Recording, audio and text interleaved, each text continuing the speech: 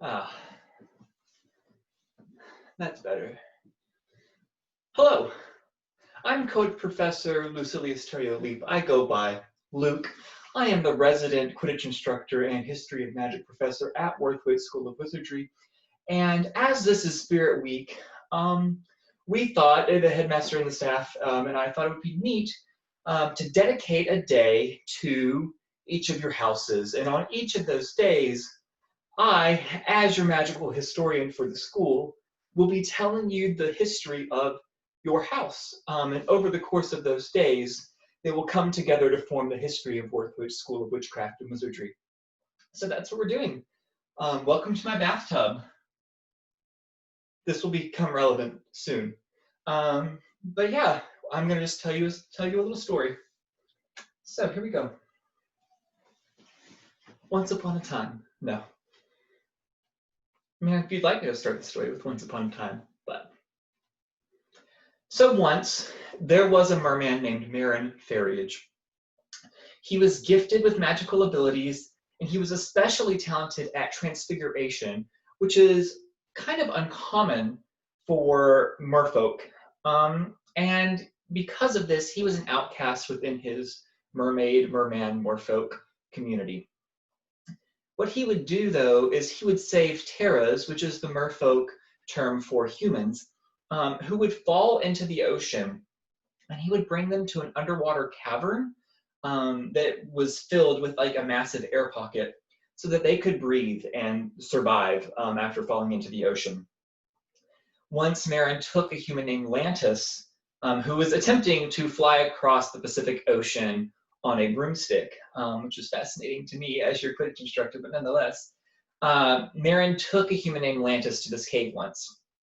In return for saving his life, Qlantis taught Meryn all the magic he could before leaving the cave. After Qlantis left, Meryn decided to name the cave Qlantis after Qlantis, and then he decided to use that cavern as a refuge sanctuary in school for any magical being like him who felt outcast or felt like a misfit or otherwise found itself lost at sea or ostracized by their home community. Translated on land, the word Qlantis sounds like Atlantis. When mer people speak underwater, it sounds differently from on land. And so the mer word Qlantis on land sounds like Atlantis, and it became rumored that Atlantis was a city of mer people among land beings, humans and wizards included. Over time, though, Qlantis gained a reputation, and it was sought out by those hoping to harm witches and wizards. And so every 50 years or so, the sanctuary school that Meryn had founded would change its location and name. And we'll talk more about those developments later in other house histories as they become more relevant to the story. Currently, the school Qlantis is called Worthwich School of Witchcraft and Wizardry, and it's found in Central Texas. It has 4 houses to honor the 4 founders of its school, and of course the first house was named after the first founder. Well, not named after the first founder, Meryn, but named Qlantis in honor of Meryn and the original name of the school that he created. So this is the story of how Worthwich came to be. That's the founding story of our school and of the House Qlantis, but there are now later contemporary qualities of the House Qlantis that you should be aware of, especially if you are a student of the House Qlantis. Qlantis is the first and oldest house of Worthwich School, and your current head of house is, of course, Professor Erefin Sylvanus, the resident Care of Magical Creatures professor at Worthwich. The Qlantis house colors are blue and tan, which is why I've got my blue on. And this is my Qlantis candle. I have a candle for each house of Worthwich that I keep in my classroom. And I didn't have tan candles when I was making this. But nonetheless, this is a blue candle in honor of Qlantis.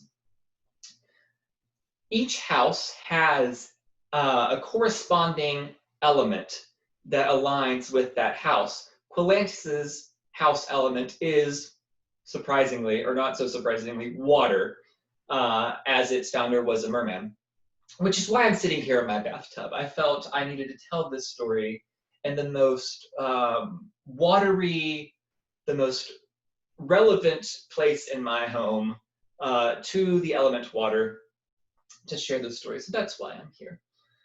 Let's see what's next. The house symbol of Qlantis is the nautilus shell. It's a spiral seashell, of course, to symbolize the oceanic origins of the school and the house.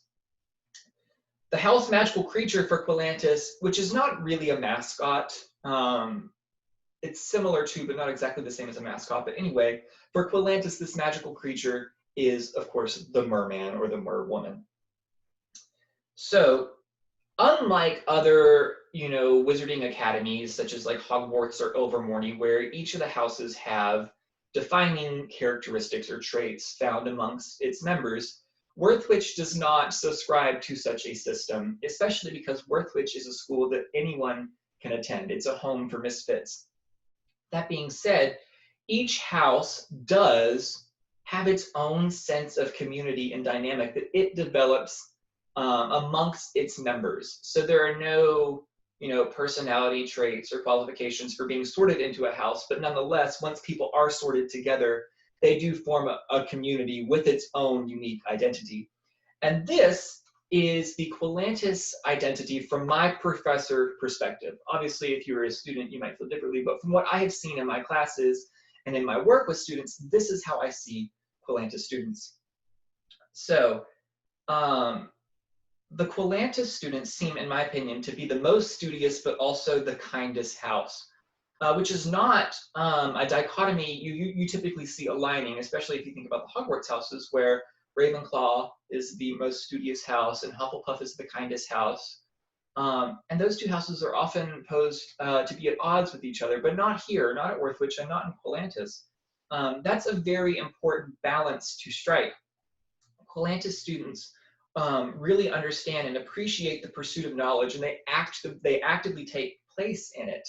But they also know that there are more important things than knowledge alone. They understand that knowledge should be used to help others and that it shouldn't be hoarded to oneself and their own betterment. Qlantis, I think, is the most modest house and the most diligent, but because of this, sometimes other houses don't seem to be intimidated by them.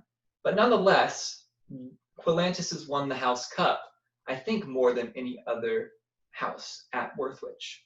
So don't discount House Qlantis. So that's our first story. That is our first section of the Worthwich School history. Stay tuned tomorrow. We'll be going over House Zaraka's history. I'm going to try to get out of this bathtub now. I just don't want to put my robes on fire. Here we go.